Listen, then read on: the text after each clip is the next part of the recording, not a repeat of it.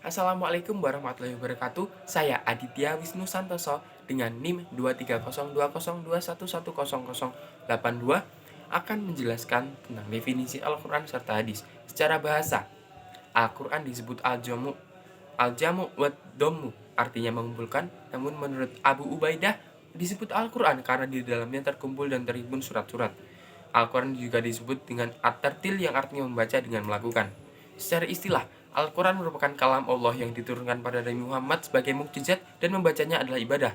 Kalam Allah yang diturunkan pada Nabi Muhammad sebagai mukjizat, membacanya adalah ibadah. Dimulai dengan surat Al-Fatihah, diakhiri dengan surat An-Nas, ditulis dalam lembaran-lembaran dan sampai pada kita dengan jalan mutawatir. Redaksi kalam Allah pada Al-Quran pada definisi membedakan dengan kalam makhluk, baik dari manusia maupun jin dan juga malaikat. Redaksi Al-Munazzal ala Nabi Muhammad berarti yang dimaksudkan bukan kitab-kitab samawi yang diturunkan pada nabi lain seperti kitab Taurat yang diturunkan pada Nabi Musa. Redaksi Al-Ma'jazu bermakna suatu bukti keistimewaan yang kekal yang Allah berikan untuk menolong Nabi Muhammad. Mukjizat merupakan sesuatu di luar kebiasaan yang Allah berikan pada nabinya sebagai bukti kebenaran atas dakwah dan risalah yang dibawa oleh nabi tersebut. Yang dimaksud dengan al-manqul ilai nabi al-tawatur yakni untuk menjelaskan bahwa Al-Quran sampai pada kita mulai dari Jibril, kemudian Rasulullah, kemudian para sahabat, sampai dikumpulkan di masa Abu Bakar, kemudian dikodifikasi pada masa Utsman bin Affan dalam suatu mushaf dengan satu bahasa dan lahjah. Kenapa sih kok disebut Al-Quran? Disebut Al-Quran karena di dalamnya terkumpul kisah-kisah dan berita, janji-janji dan ancaman, serta perintah dan larangan, sebagaimana di dalamnya juga terkumpul ayat dan surat. Urgensi dan keistimewaan Al-Quran. Al-Quran dijaga di dalam hati, mengandung kebenaran yang mutlak, memberi syafaat bagi para pecintanya, memudahkan untuk penghafal dan pembacanya. Jumlah nama Al-Quran menurut Al-Zarkasi, Al-Quran memiliki 55 nama. Menurut Al-Faizul Abadi, Al-Quran memiliki 100 nama. Menurut Sholih Al-Bali, Al-Quran memiliki 46 nama.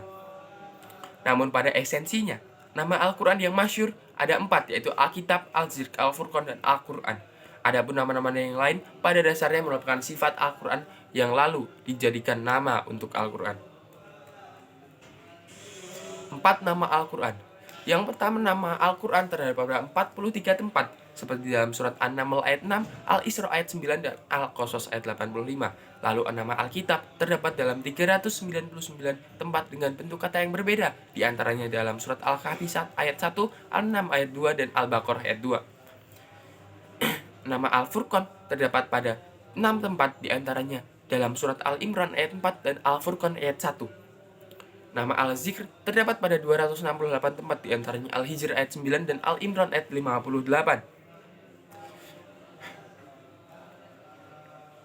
Al-Quran sebagai sumber hukum. Al-Quran juga sebagai sumber hukum karena memuat panduan dan juga pedoman hidup manusia. Wabah Al-Zuhali, seorang usul fikih al-Islami, membagi isi kandungan Al-Quran jadi yang A. Hukum akidah ialah sesuatu yang berkaitan dengan keyakinan manusia kepada Allah Subhanahu wa Ta'ala dan juga kepada malaikat, kitab, rasul, serta hari akhir. Yang kedua, hukum etika adalah suatu perilaku yang berkaitan dengan kepercayaan diri, di antara kejujuran, rendah hati, sikap dermawan, dan juga menghindari sifat-sifat buruk dirinya sebagai dusta dan iri. Yang ketiga, hukum amaliyah, yaitu hukum perilaku sehari-hari yang berhubungan dengan manusia. Hukum ini dibagi menjadi 2, yaitu amaliyah Allah seperti sholat, zakat, puasa, haji, dan juga amal ibadah lainnya. Yang kedua adalah muamalah An-Nas, yang adalah sesuatu yang berkait dengan hubungan antara manusia seperti kontrak kerja, interaksi, hubungan antar manusia, adab etika, dan lain sebagainya. Sebagian ulama sepakat pada pembagian Al-Quran tersebut, namun tidak berdasarkan pembagian yang sudah ada, melainkan dengan 3 bagian lain, yaitu tauhid, tafsir, hingga hukum. Dari seluruh pembagian hukum di atas, menurut Hasbullah Tholib, secara umum kandungan hukum dalam Al-Quran ada 5 bagian, diantaranya Al-Ahkam Al-Idiyah, hukum yang berorientasi pada keimanan dan keyakinan. Lalu ada Al-Ahkam Khuluqiyah yang berkenaan dengan akhlak. Al-Ahkam Al-Kauniyah adalah yang berkenaan dengan alam semesta. Al-Ahkam Al-Ibraniyah, hukum yang kaitannya pada peristiwa atau kejadian di masa lampau yang dapat diambil pelajarannya. Yang kedua, Al-Ahkam Al-Syariah Al-Amaliyah, hukum-hukum yang mengatur perilaku dan perkataan mukalah yang ditimbang dengan neraca syariah. Sejarah Al-Quran. Ulama membagi turunnya Al-Quran menjadi 2 periode, yaitu periode turunnya Al-Quran secara keseluruhan dan juga secara berangsur-angsur. Sebelum turun pada Nabi, Al-Quran terlebih dahulu diturunkan secara keseluruhan pada malam Lailatul Qadar ke langit dunia di Bait Al-Izzah. Lalu Al-Quran diturunkan pada Nabi yang berusia 40 tahun melalui malaikat Jibril selama 20 tahun menurut Al-Qurtubi dan juga 21 tahun menurut Ibnu Al-Abbas. Ini ada sejarah hadis. Disebut Al-Ashr wa Takwin, masa wahyu dan pembentukan. Masa wahyu masih turun dan hadis masih datang dari Nabi. Tradisi periwayatan sudah ada sejak masa ini.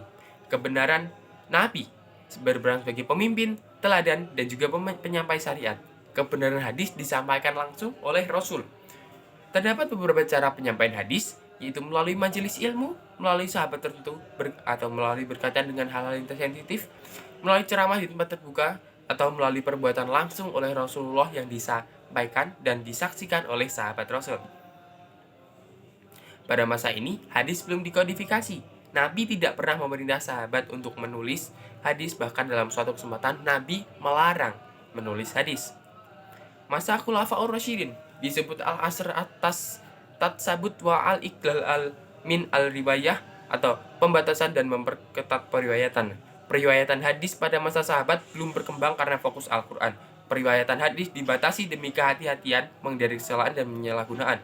Contoh ketika Abu Bakar mendengar orang menyampaikan padanya hadis Rasulullah, maka ia meminta saksi. Umar juga seperti Abu Bakar, ia juga mengajukan saksi apabila ada orang yang meriwayatkan hadis atau bersumpah. Kodifikasi hadis. Di zaman sahabat belum ada kodifikasi hadis resmi. Di masa tabi'in, Islam semakin luas diikuti dengan persebaran ulama. Hafalan hadis tidak merata. Kodifikasi hadis dilakukan secara resmi oleh lembaga masyarakat. Kegiatan kodifikasi hadis tidak hanya menulis, namun juga mengumpulkan, menghimpun, dan juga mendokumentasinya. Tadwin hadis dilakukan secara umum yang melibatkan segala perangkat yang dianggap kompetennya terhadapnya dan juga dilakukan oleh orang-orang tertentu.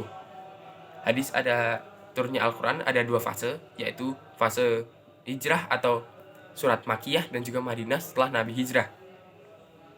Sekian dari saya. Wassalamualaikum warahmatullahi wabarakatuh dan saya mohon maaf atas kelonggaran waktunya. Terima kasih.